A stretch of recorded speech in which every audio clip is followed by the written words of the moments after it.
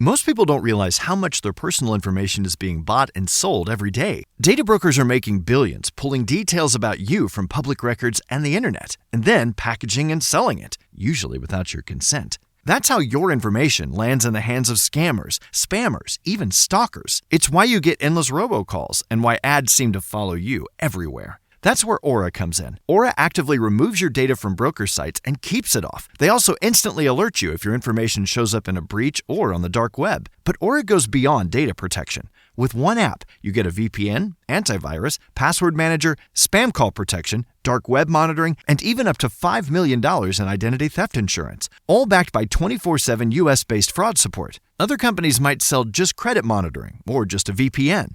Aura gives you all of it, together, at the same price competitors charge for just one service. Start your free trial today at aura.com/remove. Protect yourself now at aura.com/remove. Genres. Love them, hate them, don't know what the heck they are? Well, we're going to be discussing them on today's episode, and we have a special guest that you're going to love. This is Life in Jest.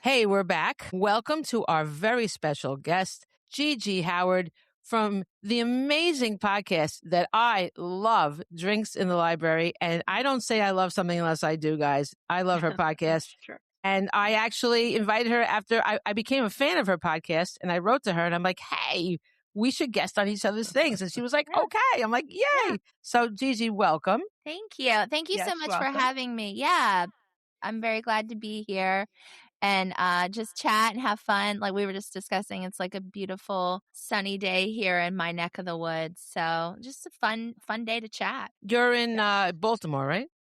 Richmond, Virginia, a little bit. Hello. Why did I say Baltimore? I knew that too. Sorry. We're pretty close.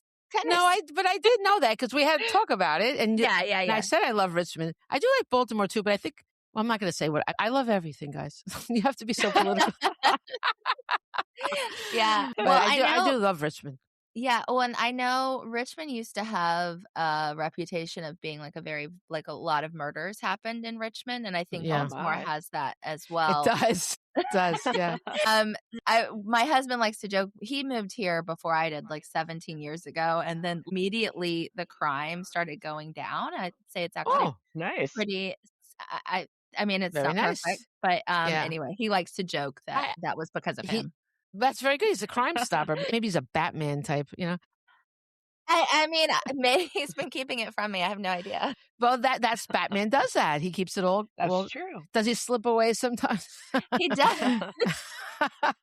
So maybe he is responsible for getting rid of the crime. I do know why I've been mixing in my head. Pascale and she mentioned going on an Edgar Allan Poe walking tour, right? And Edgar Allan Poe is involved with both Richmond and Baltimore. Richmond, they have that beautiful house. Oh, I love the museum in Richmond. Yes, where he lived. It's the Poe House. It's great. And then he died in Baltimore very mysteriously. Yeah. And so I think literally I was thinking about Baltimore. I really do think that's what I did. My mind works crazy, but being in a writer's mind, you don't want to go in there. It's like, wow, you know. Yeah. It really is. It is the Poe connection. I think there's a little bit of friction between Baltimore and Richmond over who gets to claim him. Right. We did live here. We do have the Poe Museum here. I don't know what they have in Baltimore, but like if you go to the Poe Museum, you definitely get like kind of like passive aggressive vibes of like Baltimore says that he did this there, but look what he did here. Well, they claim him in a lot of places. They claim him at West Point because he was briefly a cadet there. And I went in Virginia to Fort Monroe when I was writing my book, Seeking Freedom. And he was even there. He had been in Fort Monroe and New York City also. That's why we're doing the tour. Yeah. He lived here too. I had no idea they had the tour. Well, yeah, he was in several areas in New York. He was where NYU is now. But anyway, this man got around. He died in his 40s. Yeah. Wow. Yes. That's a lot of living. But I love the museum in Richmond, and I bought several things about him there. I have a throw pillow of him. Oh, cute. It starts a lot of conversation in my living room, actually. I have him and I have Shakespeare. So, yes. Yeah. I love similar him. vibes, like some tragedy. I think so. Yeah, for sure. And both beautiful writers. I think Poe is an amazing writer. Absolutely. You know? He gives you such vibes, such emotion. Now, well, I could just go into genre right there with him, but first I do want you to tell us about your podcast, and then we'll do that. Yeah. Thank you so much. So, okay, we're talking about genre because I'm a librarian. That is my full-time gig. I really do work in a public library, and I started the podcast about just over 2 years ago because a thing I love, and maybe Pascale, we can talk about this too, is like people come into the library and you are like their therapist. Yeah. It's so true. Yeah. And so people will tell you everything. And obviously a fun thing that they'll tell you is like about stories they love, books they love. And I've just over the last 15 years have had just amazing conversations. And I find it to be so positive and restorative. And I also think there's a lot of value in stories and finding yourself in stories. And books have been under attack over the last few years with book banning and censorship. So I just wanted to do something in response to that, and also with love and positivity to reading and drinks. Don't forget the drinks. Yeah, so the podcast is called Drinks in the Library, and that's because I invite someone onto the show, and usually in this room into my home, and I give them their favorite drink or a drink that matches with their favorite book, whatever they've chosen. And they get to tell me all about their favorite book, and we have a drink, and it's just a lot of fun. And also, you know, the drinks, thinking about like having coffee or tea or a glass of wine with someone and that connection you share. Yeah. Over food, breaking bread. I mean, it's, you know, So cheersing, but all of that comes together with it. But yeah, so that's the gist of the show, and it's a lot of fun. It is a lot of fun. As I said, I really love your show, and it got me to read books that I never thought I would read. It really intrigued me. I think that's the best part. Yeah. That, you find out about books that you didn't necessarily know about, which is great. It's fun, you know. You just feel like a fly in the wall part of the discussion. You do a really good job with it. I really enjoy it. Thank you so much. That's really kind. I appreciate it. Yeah. One of our early episodes was Fourth Wing, right? Right at the peak, talking about genre, right? Yes. And and the guest on that is one of my very best friends, and she did a fabulous job talking about it. But she got so into the depth of Rebecca Yarros, the author, and just what a great person she is. And so I had like some of like my more literary fiction friends, or I don't want to call them book snobs, but they listened to the episode and they were like, okay, well now I'm going to read Fourth Wing. See? Yeah. Yeah. That's great. It's true. You get a different perspective. And you have this really great discussion, and it's just so fun. You can't help but get swept into it. Yeah. Thank you so much. And I'm excited to be here with y'all today on your fabulous podcast. And thank you. Let's get back to Edgar Allan Poe. Would we call him genre? I think he started the genre of horror, did he? Horror. No, he didn't start horror because there were other ones. But he did. What did he start? I felt like he started something. Like a mix, maybe? So I'm thinking I have to look this up real quick. But by the way, this is not like academic. We're not experts. Also, I want to clarify, I'm not an expert on genre at all. None of us are. We're just having fun. Yeah, we're just having fun. I thought this would be a fun conversation to have because it is something, because of the podcast, I think about a lot. And so just diving into like little thoughts I've had. So the Cask of Amontillado, what is that story? That is by Poe. Yeah. And yeah, so that's definitely horror. Is it the beginning of horror? I don't know if it's the beginning necessarily, but I think like it's probably. I've read that. I feel like I've heard that somewhere. Well, Could let's just say it. We stand on that Poe created the horror genre. He's the one that really brought the spotlight on it and made people think about it as a style of writing, I think. Yeah. Yeah. He was born in 1809. He died in 1849. I would definitely say the Gothic fiction stories were around that time. And Yeah. I think an interesting thing too is why do people start diving into these different genres? That's What's true. happening in the culture that makes all of a sudden people want to read Gothic stories? That was probably like, and I'm not, this isn't coming out of like, I don't know this from myself, but I read somewhere, I think it was around the Industrial Revolution was when some of the focus on Gothic storytelling came out, which would have been about the time that he was around. Oh, that's interesting. Yeah, that Yeah. is interesting. Yeah. I didn't know that. Yeah. The So Industrial Revolution was an interesting time because it was a time of great change, but it also was kind of horrific for a lot of people between losing their livelihoods from the old way of earning money, but also the mistreatment of factory workers. It's good and bad, depending on how you look at it. But that is what I like about writing, though, too. You can look at all sides of it. Poe is an interesting guy. He clearly was a messed up guy. He had a lot of things going on and very mysterious. He wasn't drunk when he died. They often say that it was due to alcohol, but he had nothing in his system. So really? I didn't know that. It's a question mark. mystery. It's a question mark. I was listening to y'all's talking about Nancy Guthrie too. Oh, yeah. So yes, he's also a mystery. He is a mystery. That is awful about her. I cannot believe they couldn't find this poor woman. Oh, Yeah, it is. I've always been a big fan of Savannah's, and she's such a nice person. You can't not like her. Yeah, you know? absolutely. I've never heard anyone say a bad word about her. Yeah. I have to be honest, I'm still not super sure who she is. I know, We talked about but I couldn't pick her out of a lineup. I don't know what she looks like. You know, it's so funny. She's attractive, but she's not one of these women that you feel like, whoa. She looks like a really nice woman. And she's been on Today Show for a long time. I don't think I've ever watched the Today Show. That's too funny. I don't know why. I've been thinking about this a lot recently because we would watch the Today Show going back 15, before we had our daughter, right? Before things got busy. And then at some point, I didn't have time to watch this anymore. Right. And so, and I don't know if I ever will again. And it's interesting how that was such a focus on one part of my life. But like, Yes, yeah, it is true. Yeah. Especially once you have kids, it completely changes. Yeah. Yeah. It's true. That's the time. Yeah. But I guess somebody watches it. I don't know. Somebody's got to be watching. Not us. Wouldn't it be funny if nobody watched any of these shows that are on TV? Like, what's going on?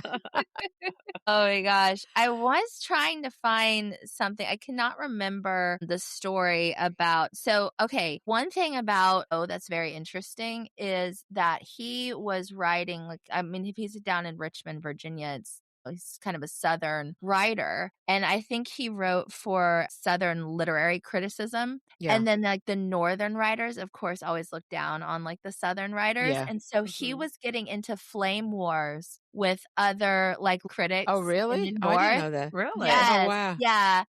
Which is one of my favorite facts is that they were like writing these like editorials about each other and how each one was horrible. Oh my gosh. Oh my goodness. So that's one of my favorite Poe stories. That's funny. Wow. Wow. Yeah, that's crazy. I don't know. Yeah, well, they can be harsh with each other. Yeah, for sure. Yeah. It's very dog eat dog. Right. You know. Yeah. But I think diving into, let's talk about horror for a second, because that's one that has been really interesting to me with the podcast, because I don't really read horror, or I haven't historically. I get scared very easily. I like. You like horror. Okay, good. Yeah. Okay, so we can talk about it a little bit, because I've learned, let's see what we've covered on the podcast. We did The Haunting of Hill House. We've done Carrie. We've done a few other horrors, and it's just been interesting to learn about because I didn't know this. I always thought horror was just for people who like to be scared. But it's really about taking the sins of our life, of our past that we haven't dealt with and never been paid for, right? And so now you have to acknowledge it. So it's really taking that. Pascale, you're nodding. That's very deep. Wow. I love that. Now I want to write some horror. Yeah. Well, I realized it when we were doing the Carrie episode, because Carrie I listened to that. Okay, yeah, yeah. Well, he's wonderful. Nathan was my guest there, but Carrie is very much about domestic violence and Yes. Yeah. the child being abused by her mother and the town's lack of care or taking care of her. And that was, for me, talking about that and thinking about it was really like kind of turned it on its head. And so, yeah, Oh, Pascal, what do yeah. you think? That's like a big theme in Stephen King's a lot of his books. They're not just horror. I think he gets kind of a bad rap. Some of them really are. But yeah, it's more about relationships, domestic abuse in that one, Yeah. and y- and how people, like you said, the townspeople ignore it. A lot of his books, the townspeople allow it, ignore it. I think that's kind of like real life, which is It sad is. and Yeah. scary. Yeah. Yeah. It is. I mean, I wrote a novel called Melt, and it was about domestic violence. My boxing coach told me his father used to come home and shove a gun down his mother's throat in front of him and his brothers every day. Oh my And God. I know, so I just really wrote what he said. I added stuff to it, but Mhm. I basically wrote his story. And one of his teachers, weirdly, lived across the street from me, and she goes, "Why do you go to that guy?" I don't think he would care if I said his name, but I won't. But I said, "Well, he's great, whatever." She said something bad about him, that he used to beat up people in school, whatever. I told him what she said, and he said, "Yeah, but did she ever think to find out what was wrong? What happened to me at home? Like he's this happens all the time. It's true. It just gets swept under the rug, and these poor kids, it's just, yeah. So I feel you. How many times do you hear those stories, about a child who's died, and then they talk about people knew Yeah, things it's that were true. happening, but nobody did anything. Yeah. No, it's very sad.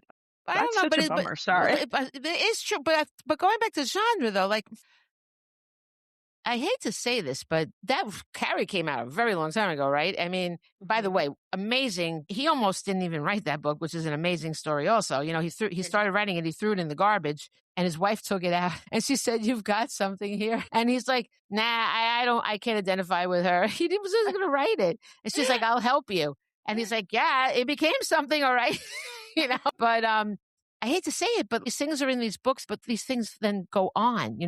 This is what I can't stand. And I guess we have to just keep writing our stories, which I think is very important. But I am bummed out. But this is a totally different subject again, I guess. But I got society. Listen to what's in these books and let's do something about it. Like we have to. It's more that we have to. I have a problem with people that don't delve enough. I don't think anybody purposely ignores anything. It's the same thing with a book, though. You can read a book and everybody could have a different reaction. How deeply did you read this book? Right. And so I think it's a great thing that everybody has their own reactions to a book. And that's very important for critical thinking and conversation and everything else. But I just think with some people just don't even take the time to really consider a book and to worry about society because books are like the thing we need to be literate. I hope that people take the time to think about the underlying themes because I mean, it's been forever since I read Carrie, and I listened to your episode also, but it's been a long time since I heard that. I think I don't everything kind of blurs for some reason. The one with the robots really struck me. That book with the robots struck me so much because I was like so in shock that I cared about these robots. I was like, whoa. Yes. But, Murder bots. Yeah. It's Yeah. amazing. And I love Agatha Christie, so the Agatha Christie one was great. Oh, And yeah. I enjoyed this too, but I don't remember this part of so forgive me. So I'm sort of being like what I criticize. But I don't know. To go back to the idea of genres, I worry that it's dividing, it's taking away books. I know why we need categories for libraries, where to put the books and this and that. I get it, okay?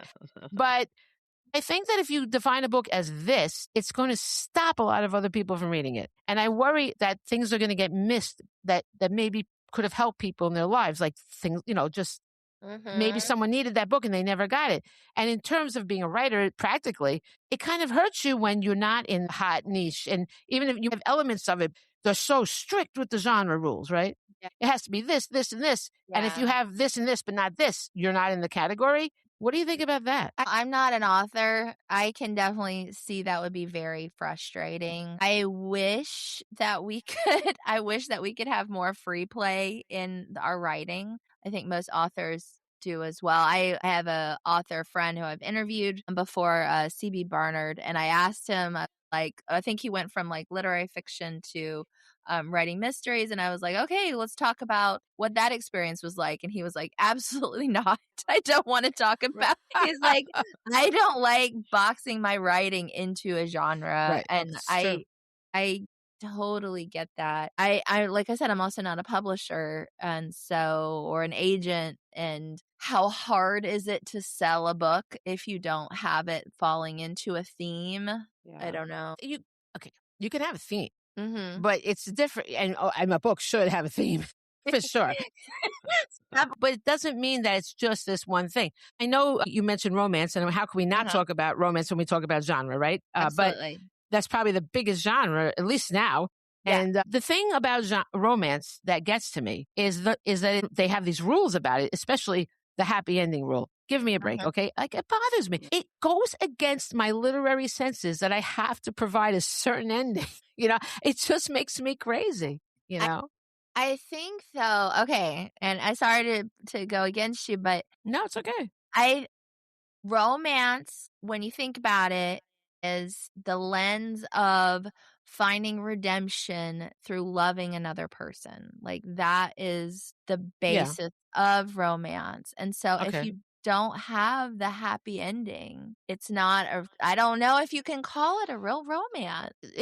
I don't see why not, because in real life, you don't just fade into the sunset, okay? You can have, at any given day, you can end, if I wrote a story and it ended on a happy ending, the next day, you could go off and shoot her, you don't know. Yeah. So it seems fake, and also, okay, I'm not going to give away the end of my new book, but it's possible there could be a happy ending, but, but it doesn't make it, it doesn't, if I did that, it was only because it felt like it had to be like that, right? You know what I mean? So, okay, how about this? I was reading that some people consider books like Wuthering Heights romance. Now, that's not a romance by a happy ending. So you don't consider that a romance? No. Because it was put down like that. Go ahead. Yeah, no. Wuthering Heights is like gothic ghost story. There is no redemption in love for either of them. It's like heartbreak from love. Well, yeah. I mean, they did. It was intense. It was a very intense love story. Yeah. It was. I mean, it was romantic, I would say. Okay. But yeah. not Wuthering. Pride and Prejudice. I knew you were going to say Yes, Pride and Prejudice. That is your archetype for obviously, right? Yes. And we were talking about like what quotes to talk about. I mean, it was very hard for me. I don't think I ended up picking the opening of Pride and Prejudice. I did pick one of the Pride and Prejudice quotes for this. I don't know when should I bring up the quotes? Oh, we'll do them at the end. Okay, cool. But yeah, so yes, I would say Pride and Prejudice. That's like, they end up happily ever after. Yeah. Everything's kind of, but that is Mr. Darcy becomes a better person because his love for Elizabeth makes him not an asshole. Is that even possible? That even possible? It's fun to read about, though. I don't know. Okay. I do believe that love is redemptive. It is. I think love is redemptive, but I don't think the thing is that I don't think it's the sole thing that redeems you. I think it's a catalyst to redemption. I think you can become a better person when you realize, like, if you fall in love, like, and you're like, oh, you think about, I could be better, but you have to make the choice to be better yourself. It's not love doesn't magically make you better. It just doesn't. Okay. And I think the other thing about me is I'm against fantasy, not against it. People can write fantasy all you want, but I'm a reality person. Okay. I want to, that is the major thing about me. Okay. I want to figure out the rules of society as they are. I want my characters to navigate their lives in society and figure out by society's rules. I don't want to make up any like magical things to get them out of it. I don't want to make up anything. I want to go by the real rules. So I put in this case, in the new books, she goes to polyamory, right? Okay. And, she by accident winds up at a polyamory munch. It's like a meetup. And she meets this guy and falls in love, of course. But so she has to figure out the rules is she going to be a part of this thing that's just not her? She's monogamous. So I'm playing with these rules of things that really exist. They're maybe odd. They're not odd anymore. I think everybody knows polyamory. But at the time when I started writing it, everybody was like, what are you even talking about? When I would talk about it on Long Island, they'd be like, what? I don't understand what you're saying. I'm like, many loves, get it? Polyamory. They're like, I don't hear you. Nah. They're very judgmental on Long Island. But now everybody, I think even my neighbors might know it. I'm not sure. I don't speak to them.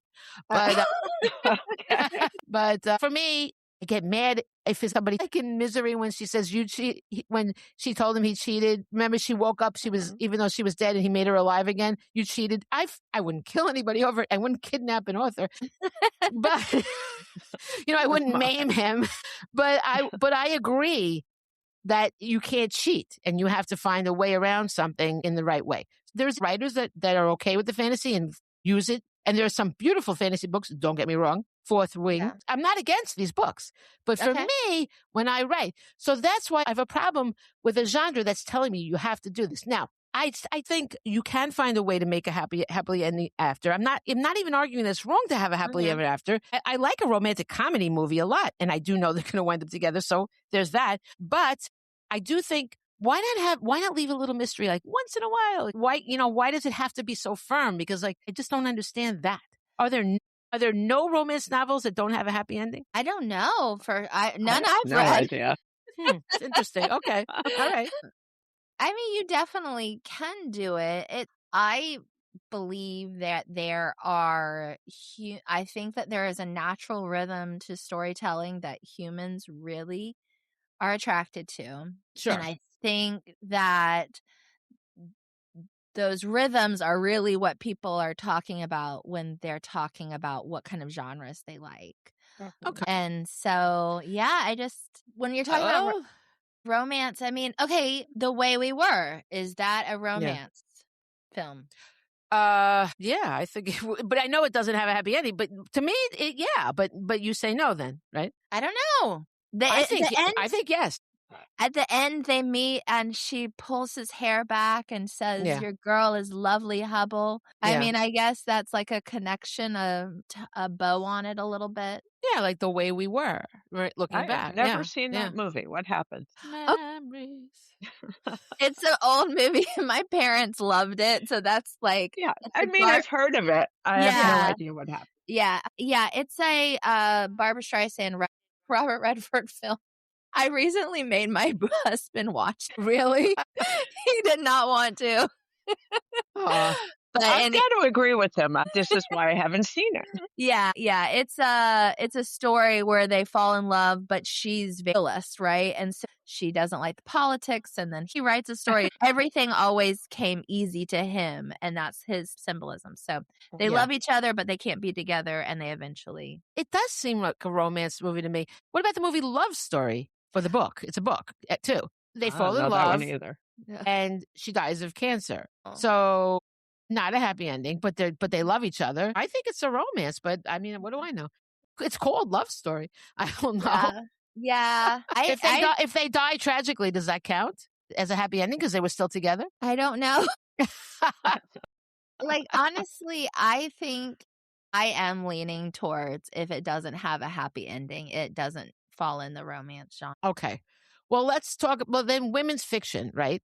Mm-hmm. Women's fiction, the difference is that it's about the woman and her journey, not the couple, right? Is that right? But it can still, I mean, because again, I'm talking about my book because that's all I do is talk about on TikTok. My book. I am a TikTok girl. BookTok. Yeah. But so it's a woman's journey, but there's a romance, and it can or cannot have a happy ending since it's not a romance novel, right? Yeah. But what about spice in women's fiction? Okay. Love it. Oh, good. Because I don't know. Because mine is very high heat, right? And my publisher's calling it women's fiction. And I was like, okay. And I agree because I don't write tropes. I think I've made it pretty clear that if something has a trope in my book, it's kind of an accident. I didn't plan for it to be a trope. But you can, tropes do appear because that's part of life, right? Yeah. It just is. Like Second Chance, there's definitely that in the book, right? It's a woman who's divorced and starting over and has a second chance with this guy. And so there is a lot of that. But I get blowback. They're like, no, we don't want spice in women's fiction, but you're saying it's okay. I think it's fine. I mean, like, there's spice in, what is it? There's spice in Game of Thrones. Mm-hmm. Well, you wouldn't call, but that's a fantasy, right? Would you call that a fantasy? What would you call it? That's a fantasy, but like. Yeah, that has a lot of spice. Yeah. Yeah. I'm trying to think if I've read women's fiction that had spice in it though. So I can I know. I think a lot of it is kind of a closed door situation. Yeah. Well, mine's not.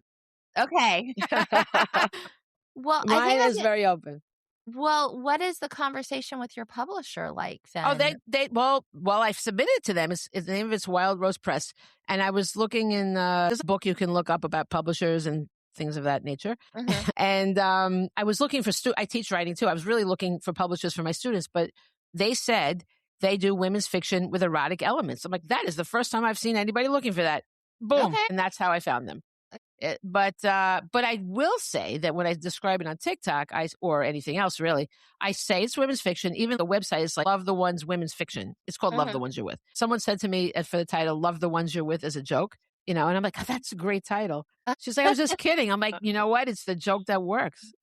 So that's how I got the title. It was just a joke, and it tells you what it's about. Basically, But I'm just curious about. Why women's fiction? I mean, okay, 50 Shades of Grey. Okay, that's not a romance because they did not have a happy ending. The first one, the first book did not have a happy ending. The third one does. That doesn't. Wait a minute. That does not. I don't believe that counts. Okay, you can't go through 3 books to get a happy ending. Yeah, that's true. No, you're bringing up a very good point. But I would say, what is 50 Shades of Grey? What's the genre then? I think it's erotica. Really? I don't, because I think they don't. We're really going down all the rabbit holes here. No, but I've never heard anybody really call it that. Yeah. And I'm going to look it up. Yeah, because erotica has such strict rules about it that I don't feel like it's erotica somehow. I don't know. I don't know why I'm saying that, but I've heard people say that it's not erotica, but I don't know why. I don't know. Maybe it was just because it's very, very hard to market erotica broadly. But once the book became popular. I don't know. I would think it is. Okay. According to the internet, it is erotic romance. Dark. Erotic romance. Dark.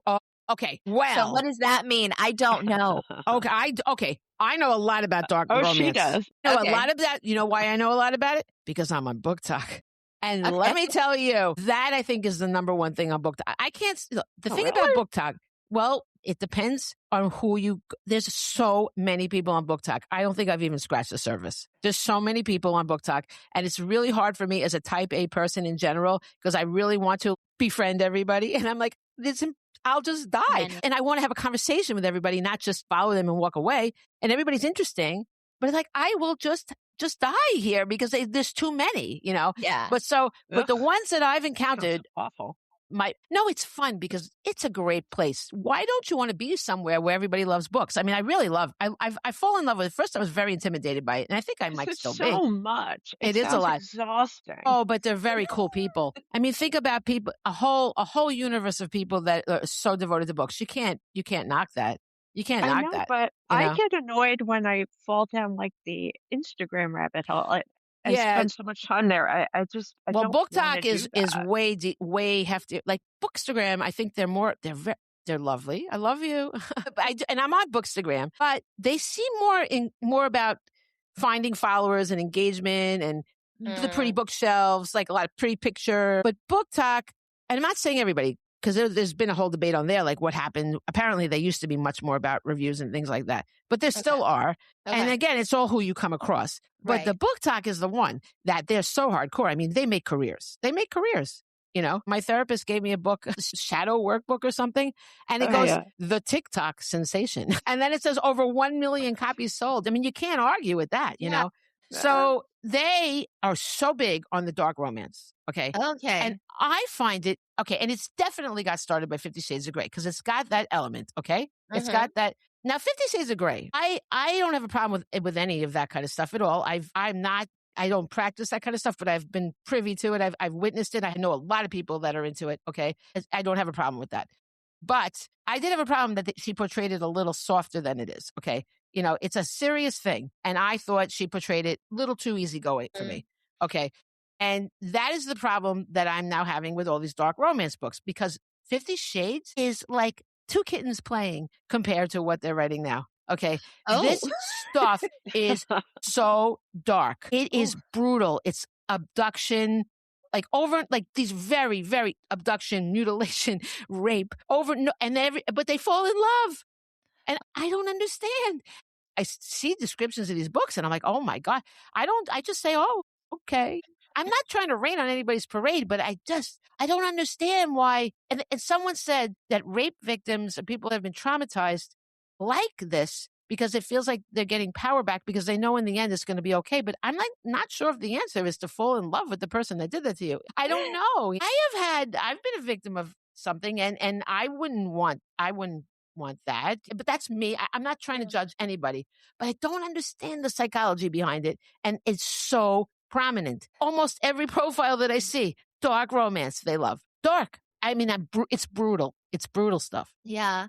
I would love to go to like a conference or like even a virtual panel of just dark romance authors, like kind of just talking about it and for readers too, because I think I'm the same. I don't know if it's a genre I would naturally be drawn to in the first place. So there's that. But yeah, I'm the same way where I feel like we're so responsive now to sexual trauma. Yeah. After the Me Too movement, everyone is much more enlightened about what you can say and what you shouldn't do and all these things. So it's kind of surprising and I don't quite understand, I guess. I don't understand. And it's all, I mean, all these people that are for these books are women and it's always women, the ones that are being, hurt.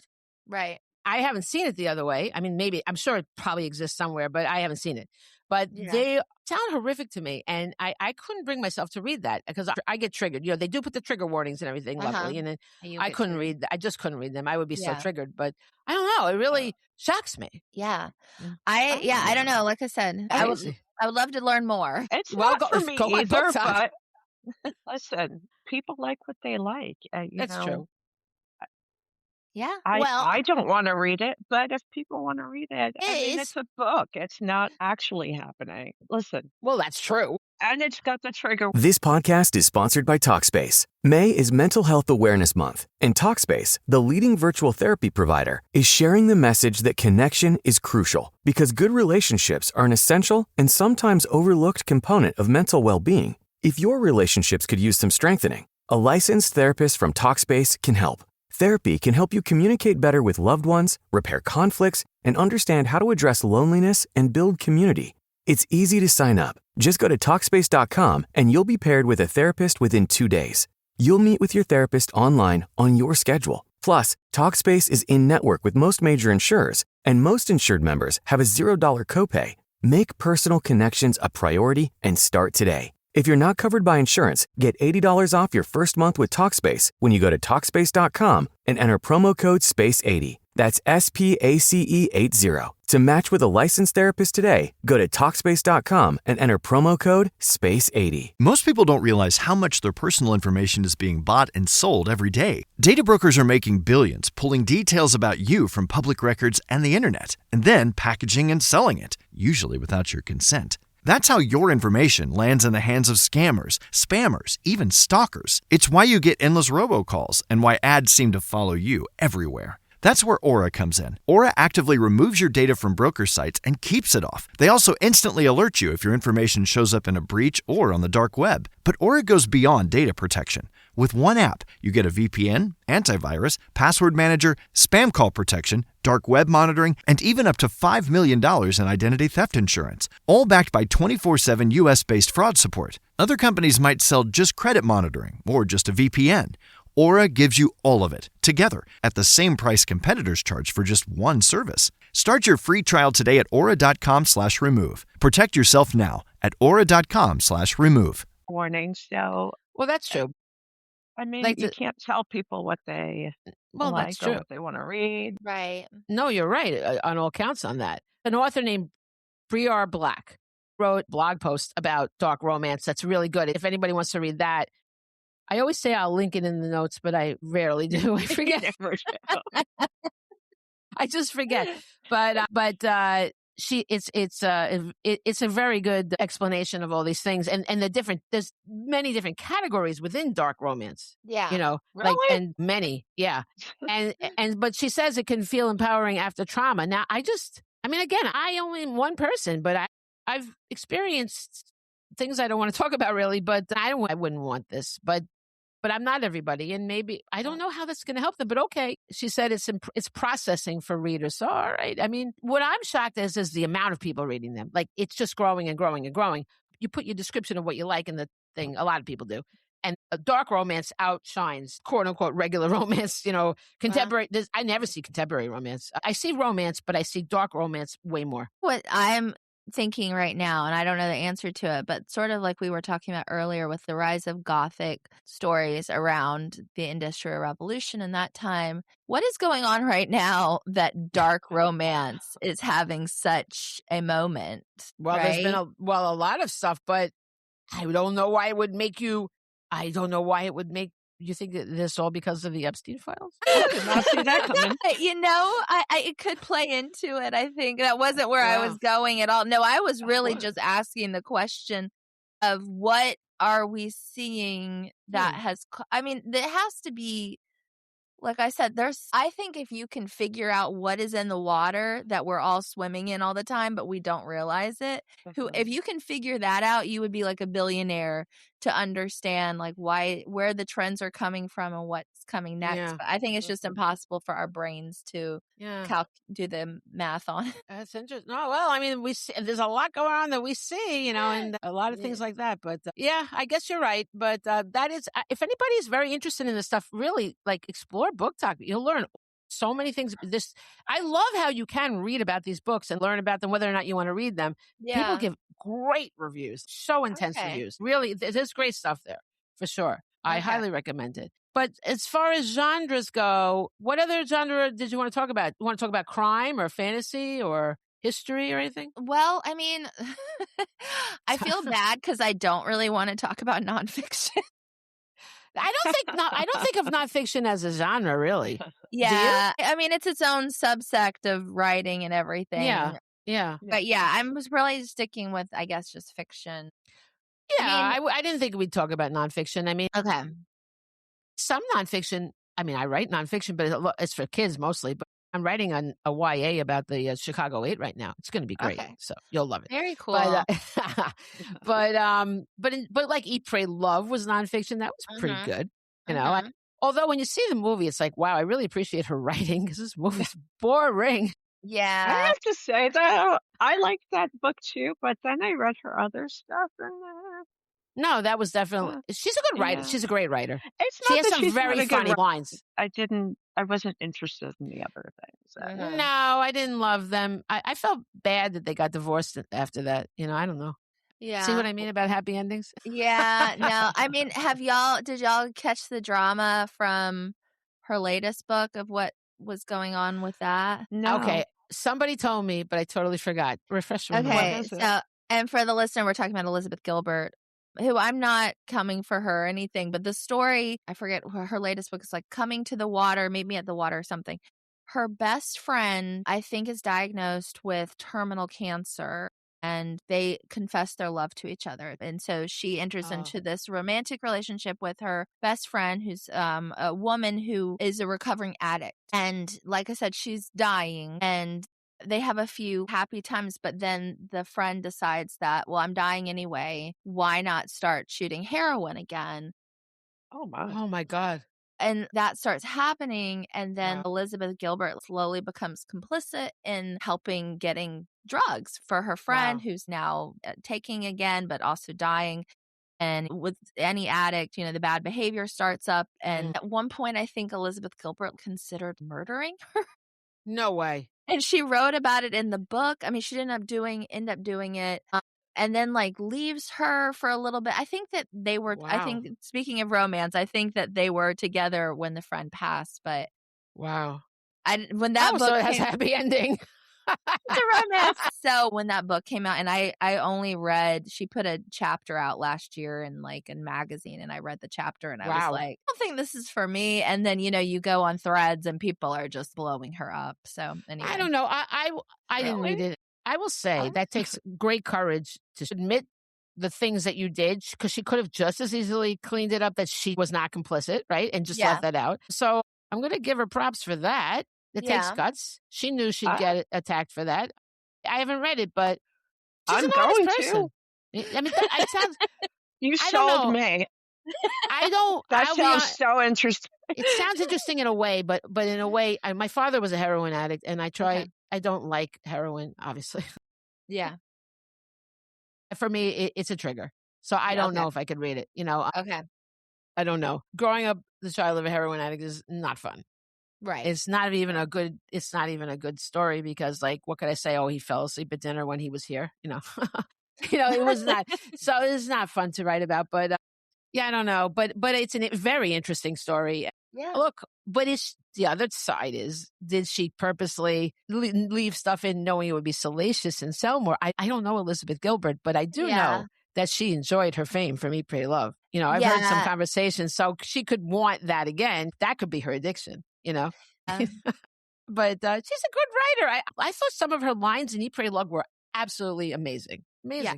She's a great writer. Yeah. I'm not coming for her at all. I read that. I think my knee-jerk reaction was just because she does do a lot of like leadership stuff. And I think, do we need to be having this particular person influencing other people's, like, That's a good point.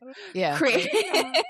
I was like, maybe we need to take our thought leadership in a different direction. That was my only That's interesting. negative reaction. Did you ever hear that story of hers where she had that kiss with a woman? I think it was Elizabeth Gilbert. Remember, she wrote a book about writing. Was it Big Maggot?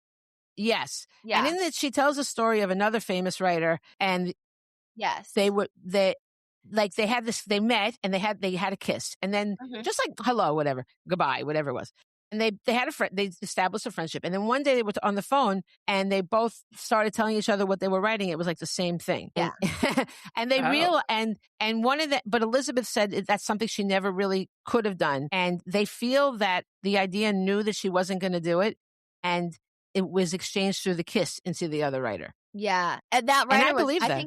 I do too. I am down for that kind of like lot. I am like, that is real. Because I have seen that happen, you know, like the water that we're all swimming in and we don't even realize it. Like our brain waves are influencing each other on ways that we can't even understand. So I am 100% agree. I love that. Yeah. I think that's great. And I love the idea that an idea needs to be written, right? And it's going to find that way. I love that. And having said I'm a realist, I still believe in the magic of the process. That to me is a spiritual experience. I mean, it's like suddenly you have this thing, like where did it come from? That is not something that can be logical at all. So that's the fantasy and the magic to me. But that's really, wow. I don't know what to say about that book. But isn't that the great thing? Isn't that the great thing about talking about books, right? There's really not one answer, right? There's just a conversation. That's what I love about literature. See, we're having this conversation about it. We didn't even read it, right? So that's what I love about literature, the conversations we have about it and what it makes us think about ourselves and what we believe in and what's right and what's wrong.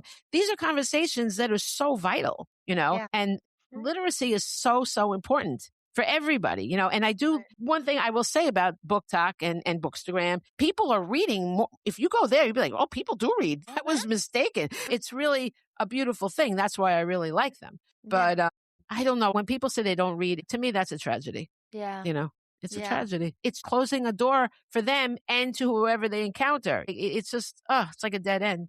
Yeah. And we've been talking a long time. So is there any other genre that you want to mention? I wrote down a few. I think we talked about the main ones. You were saying you're doing women's fiction with erotica. You're kind of mixing some genres. And I think that's wonderful. And I think talking about romantasy specifically, which is like been the hot thing for a while. Very, yeah. And it is. I just found that out. I didn't know what that was. I was like, what is There was a display at my library. I was like, what even is that? Oh, that's so funny. I had never heard of it. Yeah. Obviously, I understand what it is, but I didn't know that was a thing. Yeah. Oh, yeah, it's huge. Yeah. It's like the Sarah J. Maas and the Rebecca Yarros books. Yeah, all of those books. So I think it's great, like the genre mixing.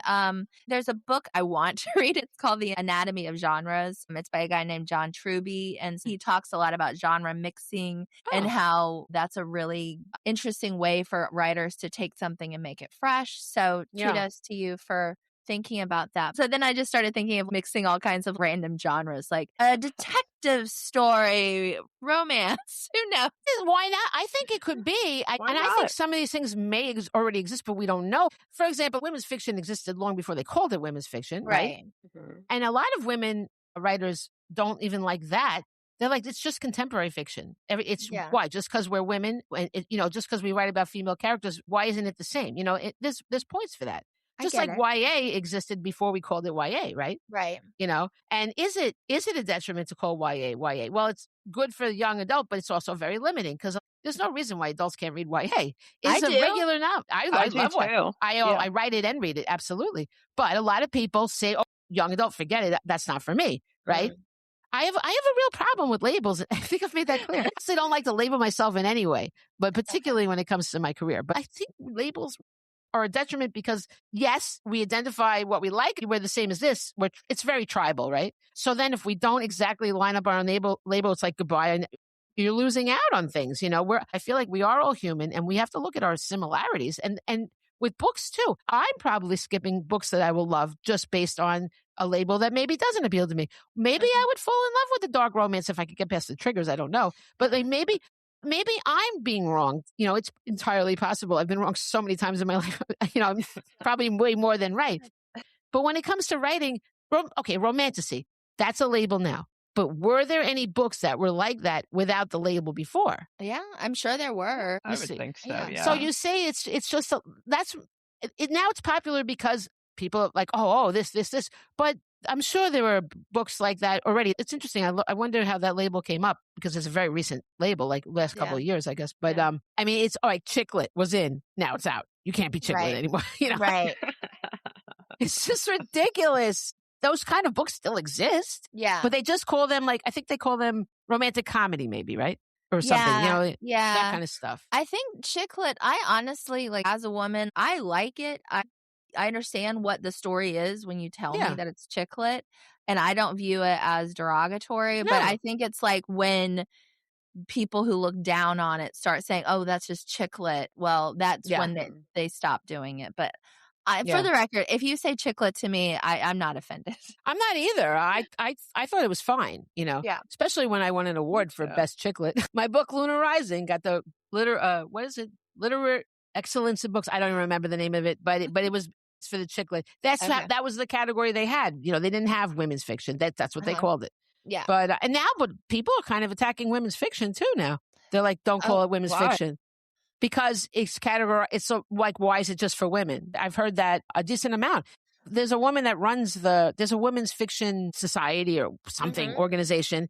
And she said half of them want to change it from women's fiction. But I don't remember what she said they want to change it to. I'm not sure how I feel about that. I don't think I have a problem with that because it's not derogatory. It's just letting women know, hey, this features female characters. But I don't know. Because it's a huge pool to be in. To be in contemporary is a huge, huge pool to find your way out of. Right.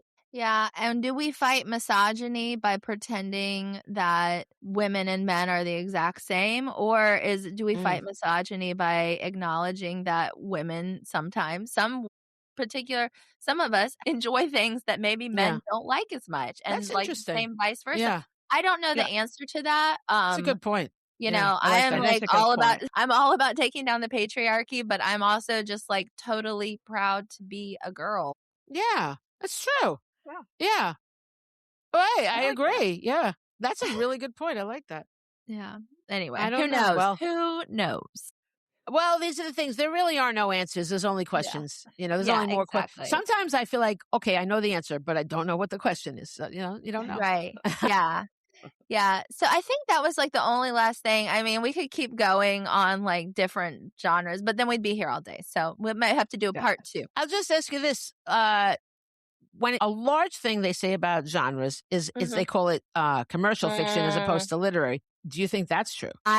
We're going back to like some of my snobby reading friends. I've read literary fiction. I understand what the publishers are trying to do, but I definitely think that makes it like a tiered system where it's like, well, this is a real book and this is I agree.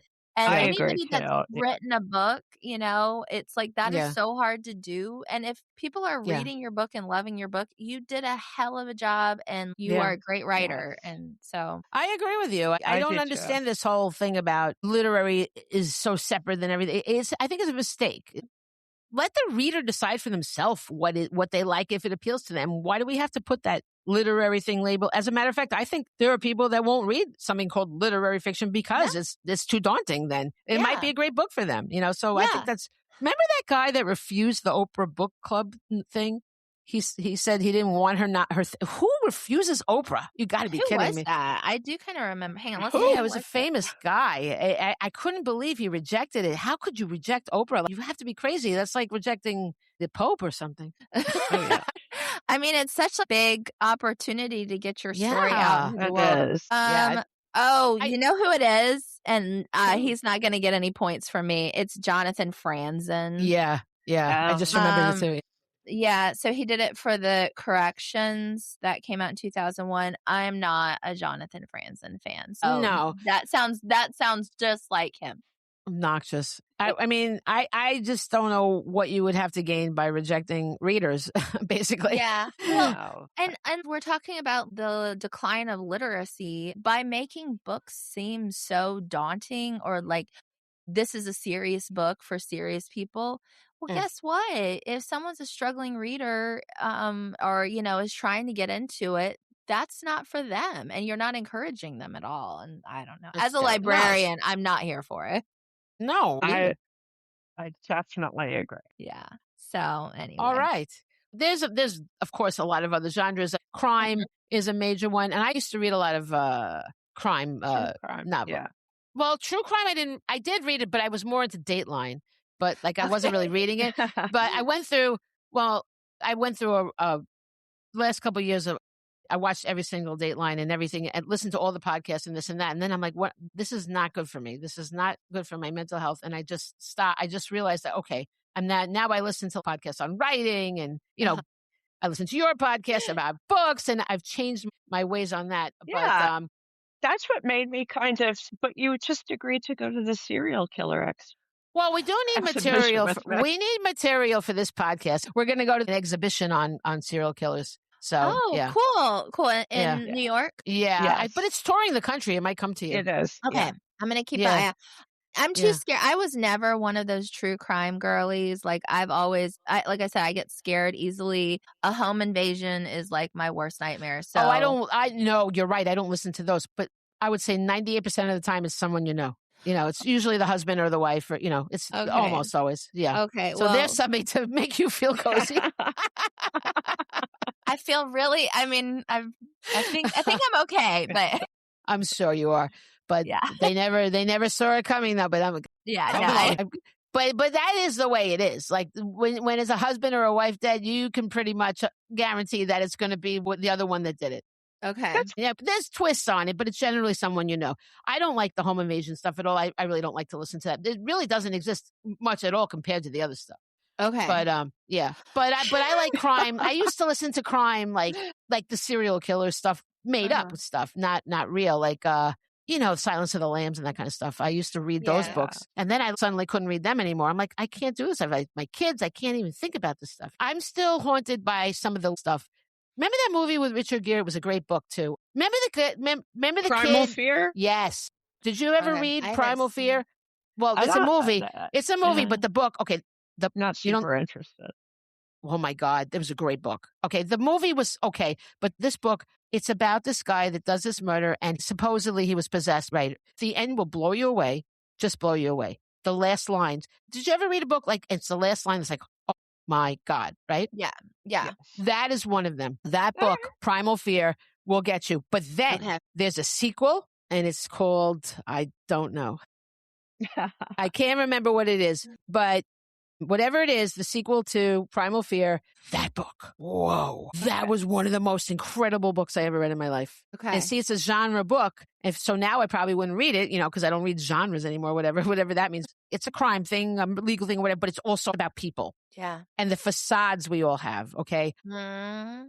My God. That book blew me away.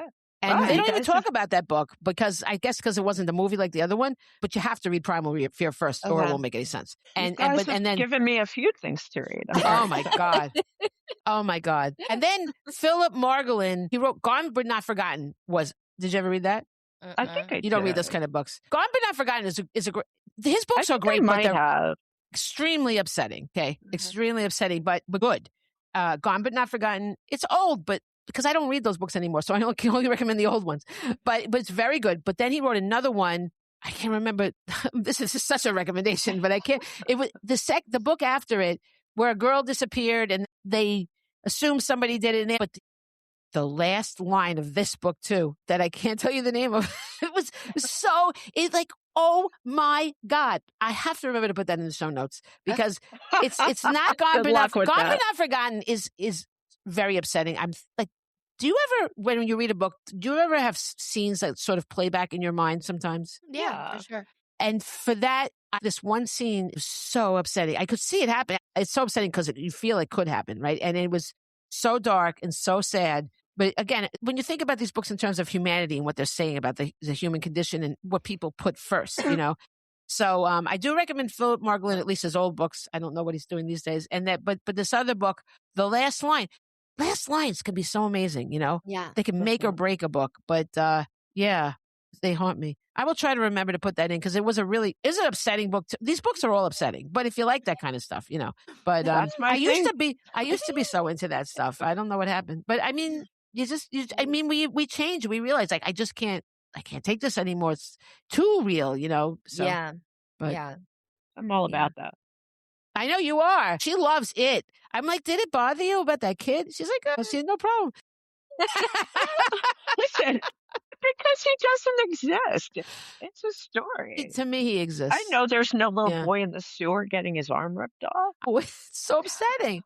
She's like, no problem. I know. No. Well, Pascale, that's a good question. Like, what is it about horror that you love? Well, I think I read all of that true crime, horror, blah, blah, blah, because I am interested in the mask people wear and what goes on behind it. Okay. I find that really interesting. And, Pennywise represents your fears.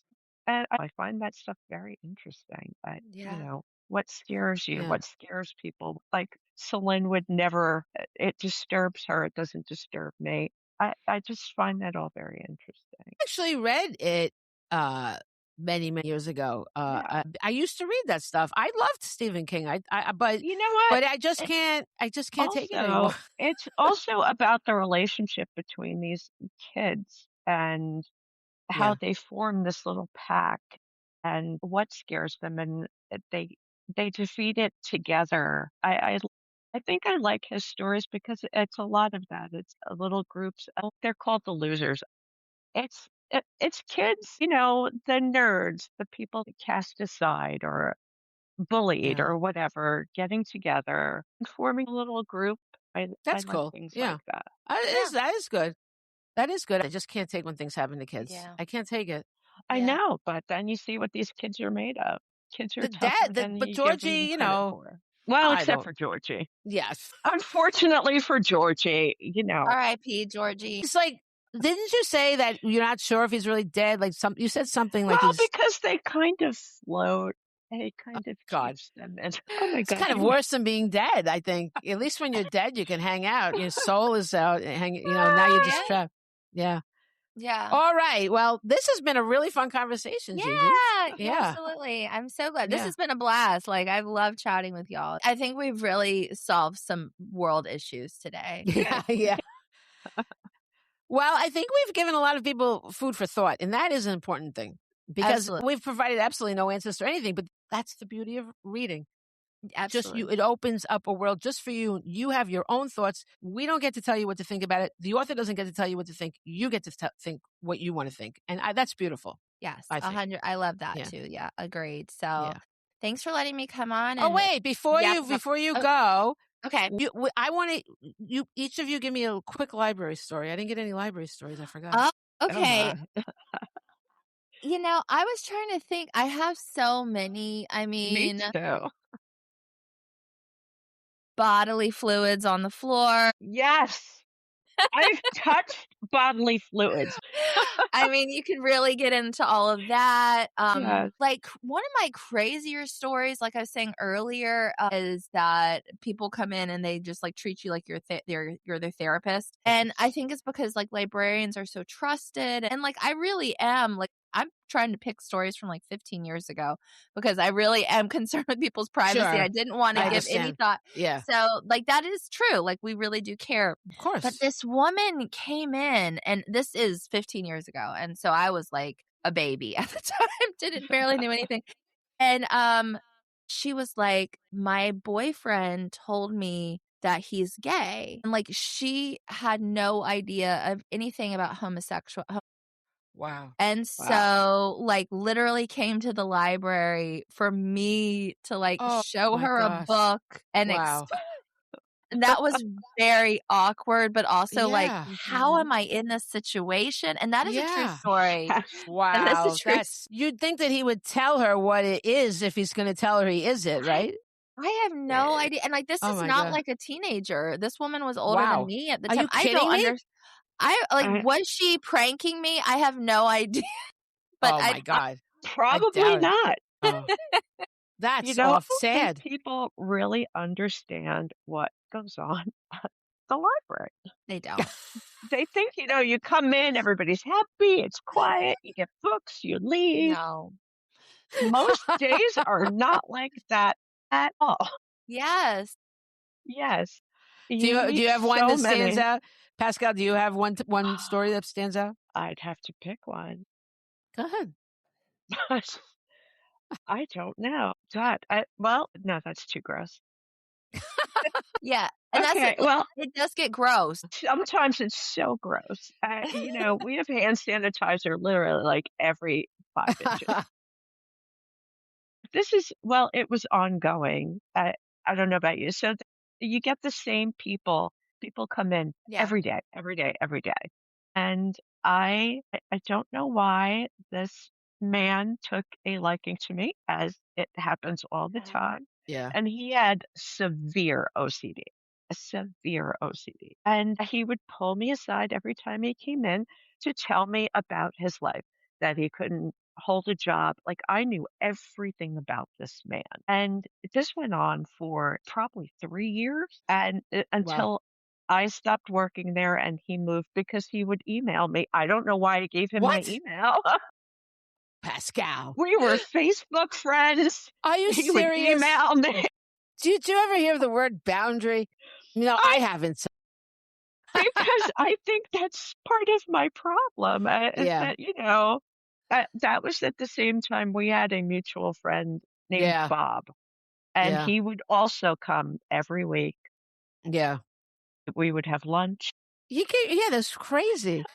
I'm not good with boundaries, because if I feel like somebody needs it, what are you going to do? And in the library, that happens. So how did you finally end it with this person that you don't have contact anymore, do you? No, I'm off Facebook. That's true. And he moved to like North Carolina. Wow. Well, if you're in North Carolina, forget it. It's over. Well, I'm just going to tell you a really quick, I have a library story too. I was doing a presentation in the library with another author, and there was a homeless man in the audience. It was in Queens, and he was heckling the hell out of us the whole time. Oh my. Just constant heckles. It was just gibberish, but he was really disruptive. But they can't remove him. He's allowed to be there. So in the end, I'm taking questions, and he goes to me. He starts off gibberish, but then all of a sudden it morphs into, you should read How to Win Friends and Influence People. And I'm like, I really should read that. But also, it was informational, but it was also like quite an insult. I'm like, do you think that I'm unlikable? I will morph anything into like some sort of a sad thing for me. But no. But I bought the book though, and I started reading it. I don't know, it's a little stilted, but but I mean, I thought that was hysterical that he just was gibberish the entire time, and then all of a sudden, boom, he made sense. See, you never know. Yeah. You can learn know. from anybody. You can learn absolutely from anybody in any situation. That's for sure. Yeah. All right. Well, we've kept you long, but this has been it's flown by. I've had so much fun. It's fun. So let's do our quotes. We always do quotes at the end. And so you can go first, Gigi. Okay. So I picked what I consider 3 quotes from genre stories, and I'm just going to read them in succession. So the first one is from Children of Blood and Bone by Tommy Adeyemi, and I've read all of these books, so I wanted to make sure they're ones I've read. And this is a fantasy story. Courage does not always roar, valor does not always shine. I love that. Yes. So from fantasy, of course, I had to pick for romance. I picked Pride and Prejudice. Okay. And the classic story, Mr. Darcy says, "In vain I have struggled. It will not do. My feelings will not be repressed. You must allow me to tell you how ardently I admire and love you." So that is beautiful. That's I love that. That really is. Yeah. And I'm not going to read the full quote because it's long, from The Haunting of Hill House. It's the opening line. Oh, yeah. The Haunting of Hill House by Shirley Jackson. "No live organism can continue for long to exist sanely under conditions of absolute reality." Anyway. I love that. Yeah. She's a brilliant writer. She is. Absolutely. Yeah. My gosh. Yeah. And going back to Poe, talking about someone's tragic life. So anyhow, those are my 3. Thank you for letting me share them. Nice. Thanks. Very good. Quotes. Very well chosen. Pascale, you want to go? Yeah, as usual, mine are a little iffy, but just stay with me here. Of course, Stephen King, and I'm sure I've said this one before, but I love it so much. It's just, books are a uniquely portable magic. I think that's so true, and I love it. That is. Yeah. It is true. Absolutely. And George R.R. Martin, because I love him too. "A reader lives 1,000 lives before he dies." And I love that too. It's so true. That's so true. Absolutely. Yes. And then, of course, my other favorite, David Sedaris, because I feel like this too. She met him. I'm seeing him this week. Oh, wow. Oh, my God. You're so lucky. He's so amazing. I know. I'm so excited. Okay. Sorry. Yes. You'll have such a good time. I've loved him for years. Yeah, I'm excited. Me too. Pascale recently got to meet him and get a book signed. I am obsessed with him. I think I've read every one of his books 1,000,000 times. But this is how I feel. That's not hyperbole. Okay. I'm totally like this. I could totally relate. I like nonfiction books about people with wretched lives. I really do. That's just my thing. If your life is really, and this is the first time I'm cursing, I want credit for not cursing through this whole thing. Okay. If you live a fucked up life, I want to read it. Well, yeah. So, Gigi, really you like David Sedaris, so that's nonfiction.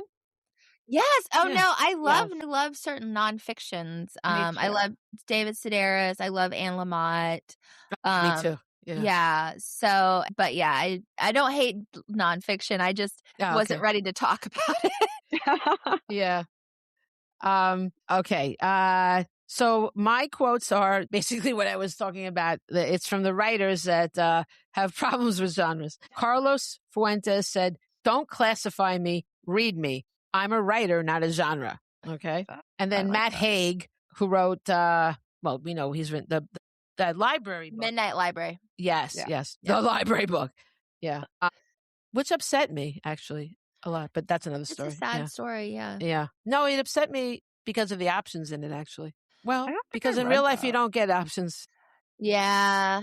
And, I mean, it bothered me. But it was well done, don't get me wrong. But anyway. So he said, but he's a good writer for sure. "There is only one genre in fiction. The genre is called book." He said that. So I'm being very subtle here.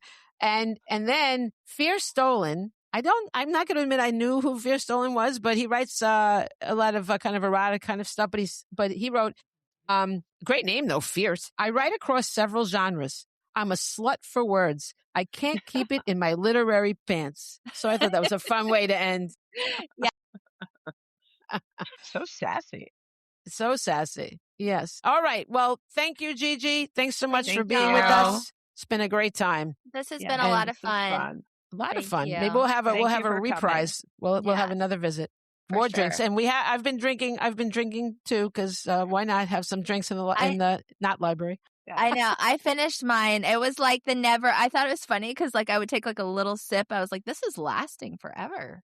That's good. Well, yeah. I still have a little, but I put white wine I made it a spritzer. This is a very big cup. It was mostly seltzer, but I'm almost done with it. It was very refreshing. Very nice. Good. Yes. And I had boring tea. Lipton. My gosh, you teetotaler, you. All right. Well, thank you. And thank you to our listeners. Thank you. And au revoir. Au revoir. Bye. Bye.